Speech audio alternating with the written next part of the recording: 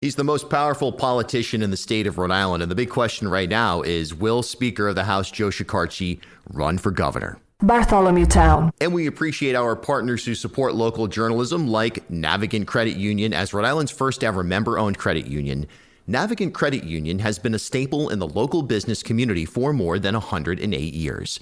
Today, Navigant is a $3.4 billion institution serving more than 136,000 members across 25 physical branch locations. But since its founding in 1915, the mission has never changed. Navigant Credit Union's team of financial professionals have remained committed to improving the financial well-being of the families, businesses, and communities they serve across Rhode Island. Learn more at navigantcu.org. Welcome into Bartholomew Town. I'm Bill Bartholomew. Speaker of the House Joe Shekarchi set to join me in just a matter of moments, no doubt. We'll not only discuss the governor's budget, the at least proposed budget, but of course, the speaker's potential political ambitions. Usually this time of year, we start to break down from a priority standpoint what the budget looks like, but it's a little bit different in this election year as, look, it's the worst kept secret in Rhode Island politics that Speaker Shekarchi is considering a run for governor, and that would dramatically alter the landscape of this state's political ecosystem, so to speak.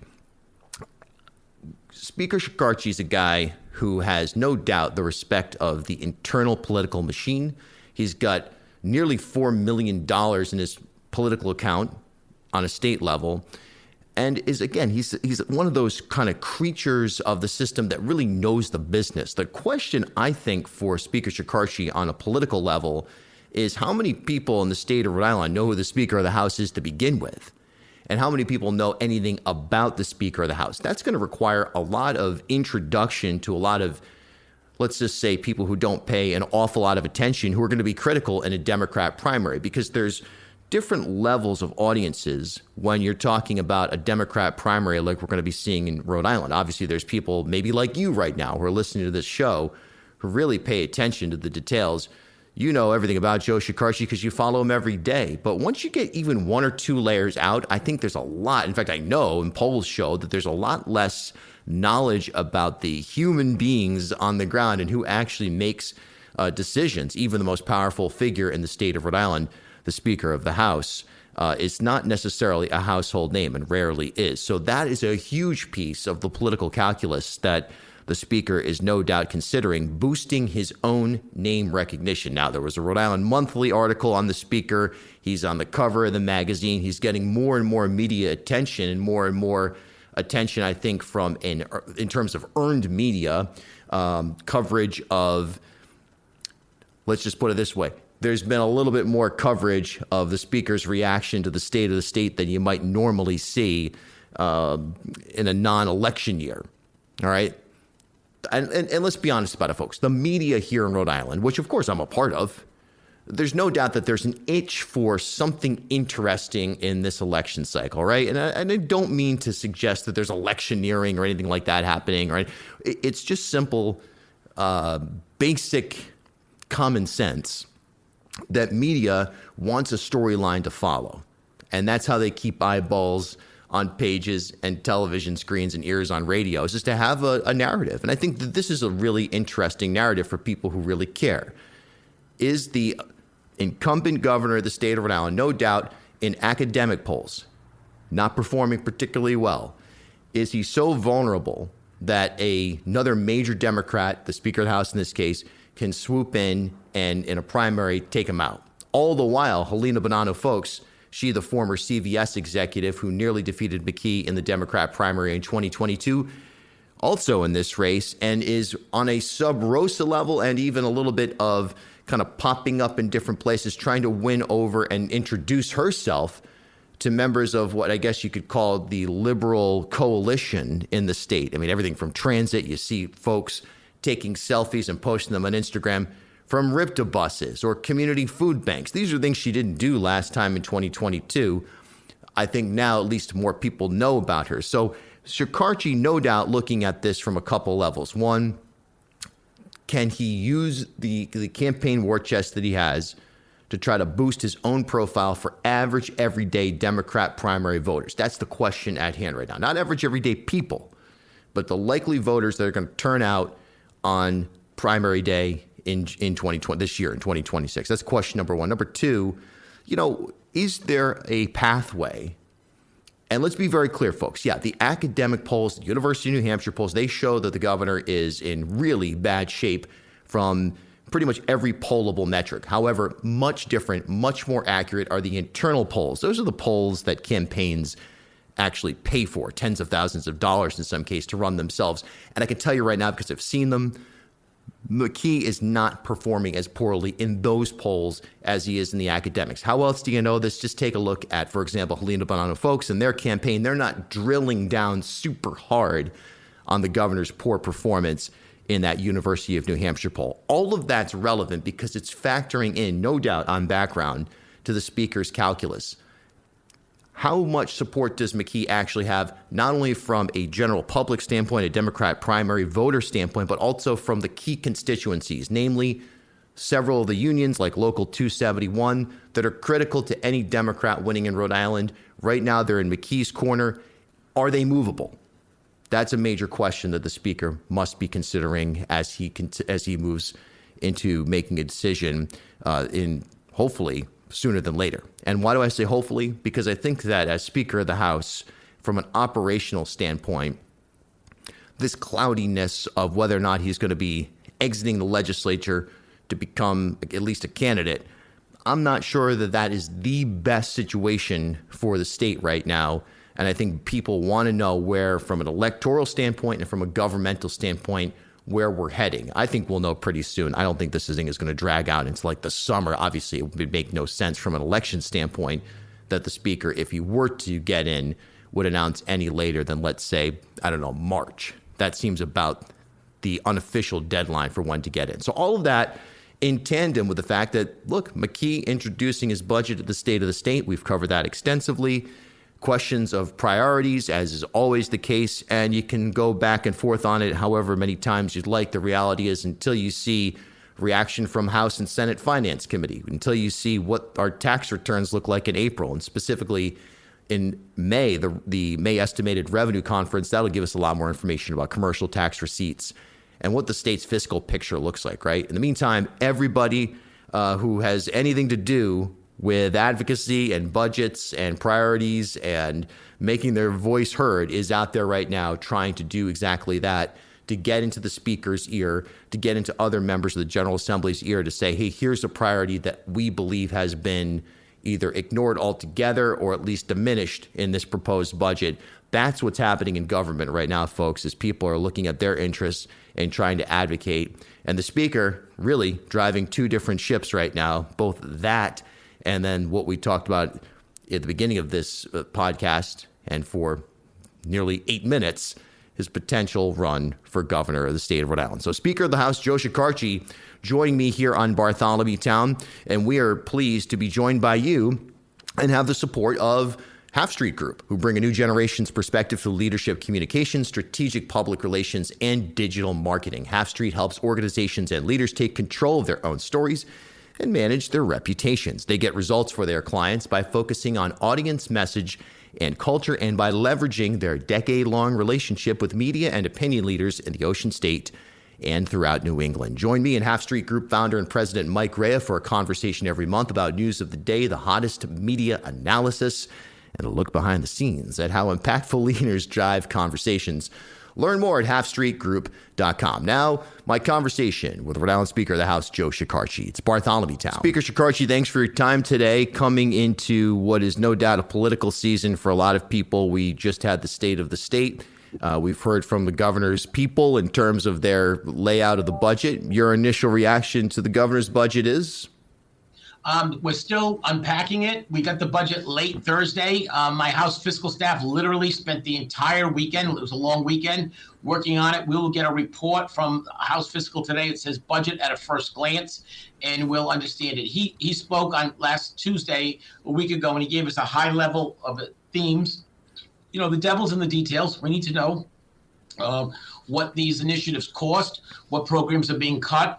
I can tell you who I've heard from so far. I've heard from a lot of environmental people concerned about the environment. They're very concerned about all the cuts to the environmental programs that we worked so hard on the last 10 years. And it seems like that there's really no corresponding or matching reduction of utility payments.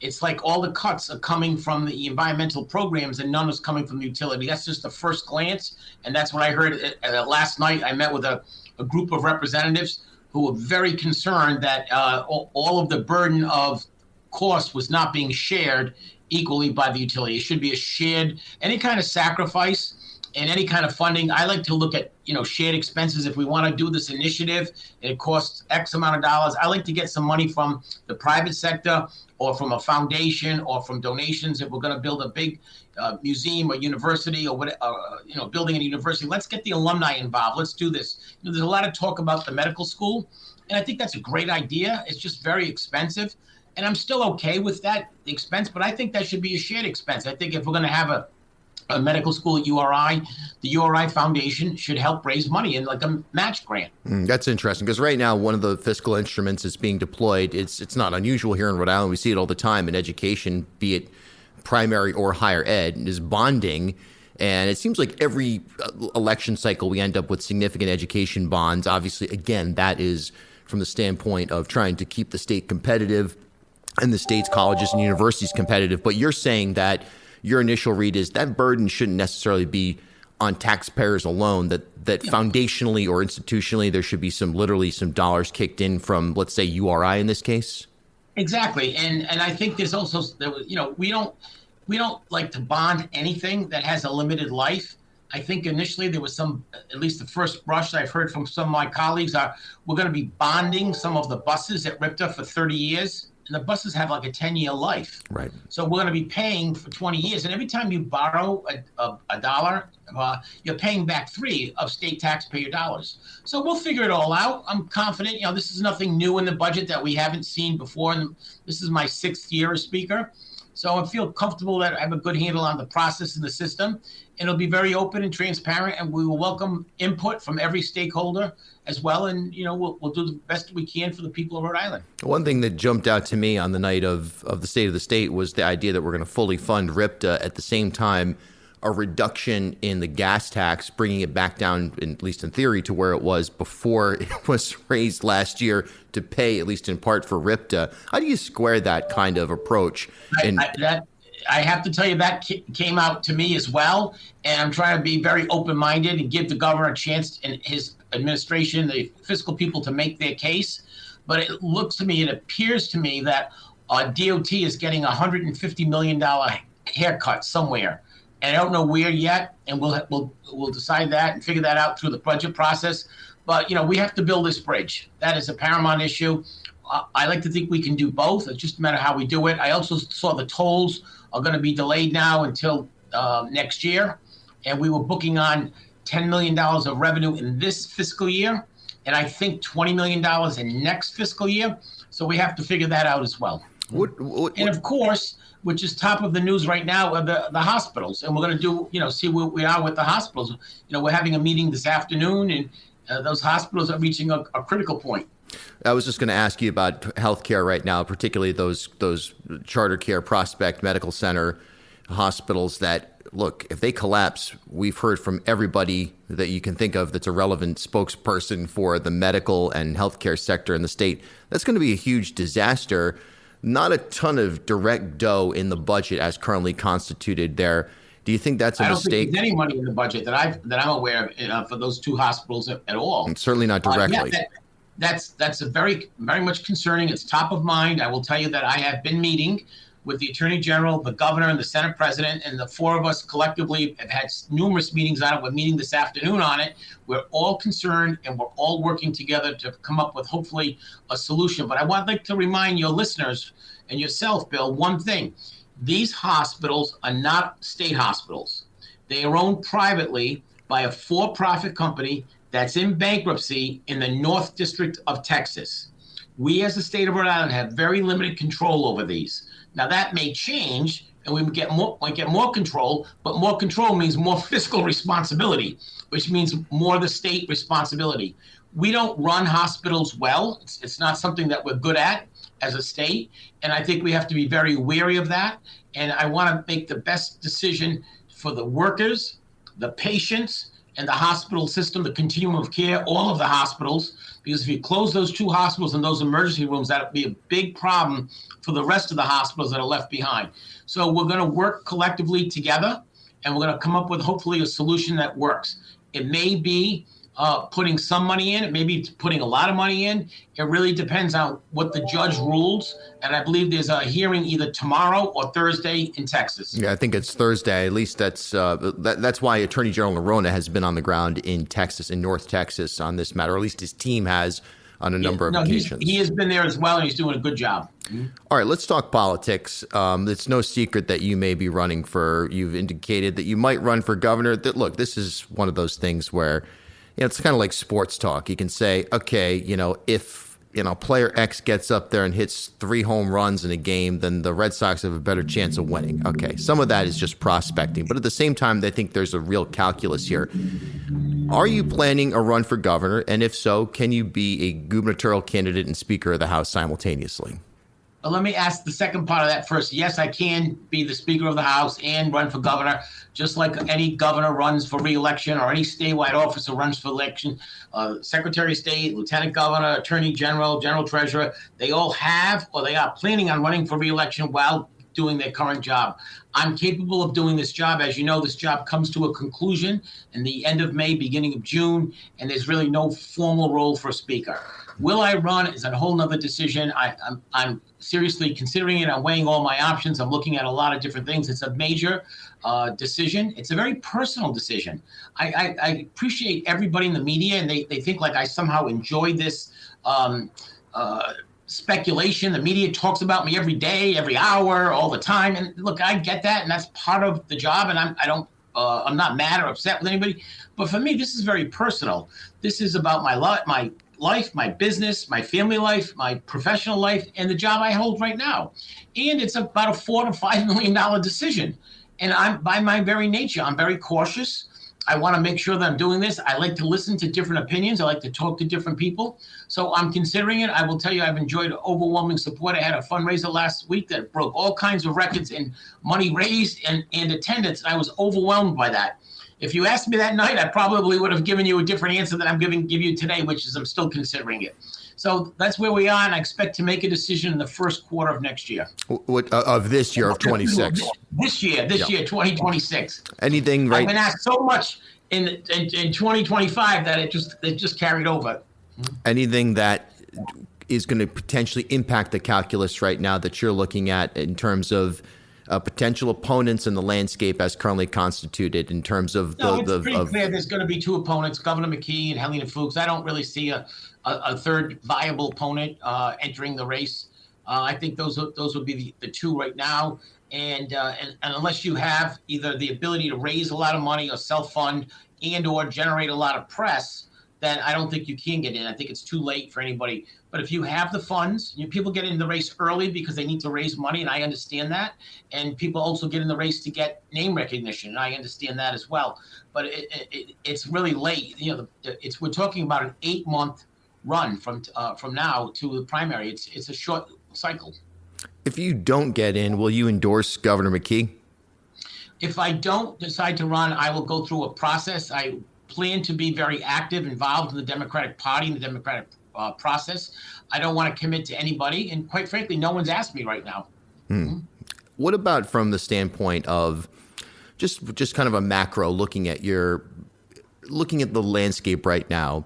2026, if the governor's reelected, he'll be term limited in 2030. There'll be a lot of changeover at the state office level. We ought to see are certainly vigorous and hardly worth noting their age, but both members of our Senate delegation at some point are going to probably want to retire. The political landscape is going to change dramatically, in other words, in the next certainly 4 to 10 years. Does that impact your thoughts at all in terms of a different direction? This is all about the moment for you right now. Yeah, I like to say, and I think I said it in my opening day speech, it's time to meet the moment. In politics, 6 months is a lifetime. Things change dramatically. 6 years is an eternity. I don't, we have 2 very good U.S. senators. I don't see them going anywhere. We have 2 congressmen. I in my current role as speaker, I get to interact with our congressional delegation. I think they're doing a great job, and I speak to them, and I think every one of them wants to get reelected, is going to run to be reelected, and will be reelected. Last area here. We understand today Mayor Brett Smiley in Providence is set to make an announcement. We don't know all the details. We're recording this on Tuesday morning related to ICE. We've obviously seen the videos. We've heard the stories around the country. Everybody knows what's happening in terms of the enforcement there. Look, not sure what can be done legislatively here. This seems to be a matter for judicial operations more than anything else. But as Speaker of the House in Rhode Island, what's your message to anybody who is, whether it be the president himself or ICE officials and even ICE officers who are on the ground here in Rhode Island? We see them storming courthouses. What's your message to not so much your constituents, but to those folks? Yeah. No, it's clearly disturbing. It's clearly disturbing of what's going on, not only in Rhode Island, but around the country. If you're watching any of the news, it gives you great pause. We have a whole slew of resolutions coming in, which don't really have a lot of legal significance. And I understand that. And I'm going to wait for Mayor Smiley's. But my focus, or our focus, should be on what can we do to help Rhode Islanders. Last year there was a lot of resolutions about the Middle East and Israel and Gaza and what was going on over there. And it's great. And I understand people have a lot of passion and think globally, act locally, all that stuff. But, we have to balance all that, and we have to balance what can we do for Rhode Island. So my goal, my focus is what can we do for the community in Rhode Island to make it easier to live here and work here, go to school, go to church, and feel comfortable. And I think that we as a General Assembly have done that over the years. I'm proud of the record of what we've done to help all Rhode Islanders across the board, whether you're documented or undocumented. And, we did the undocumented driver's license. Why did we do that? We did that because law enforcement in Rhode Island asked us to do it, that they felt it was safer for two reasons: civilly, so that if, God forbid, if there's an accident, that undocumented driver can get insurance. And we did that also because law enforcement wanted to know who's driving these cars, and we can hold people accountable. So that's why we've done that. So we're going to continue to help Rhode Islanders. That's my job. I try to leave the national politics to our congressional delegation, and I support them in their efforts. Speaker of the House Joe Shekarchi, maybe a gubernatorial candidate. We'll find out in the first quarter of this year, he says. And in the meantime, the budget is unfolding before us. That's the priority set for the state of Rhode Island. We'll see how it all shapes out. Of course, remember on background, Governor McKee didn't sign the budget last year, didn't veto it, but didn't sign it. And we'll see where this heads this year. Speaker, thanks for your time. I want to leave you with one last point about last year's budget. Every single Democrat in the House and Senate voted for that budget. Every single Democrat, and Republicans too. It was a bipartisan budget. Certainly of note, Speaker. Thanks so much for your time. Thank you, Bill. And thanks for joining us here on Bartholomew Town. We're here for you every Tuesday and Thursday. Follow me on Instagram at Bill Bartholomew. Until next time, we'll talk soon. Bartholomew Town is brought to you by Navigant Credit Union, Half Street Group, the University of Rhode Island Online, and Newport Film.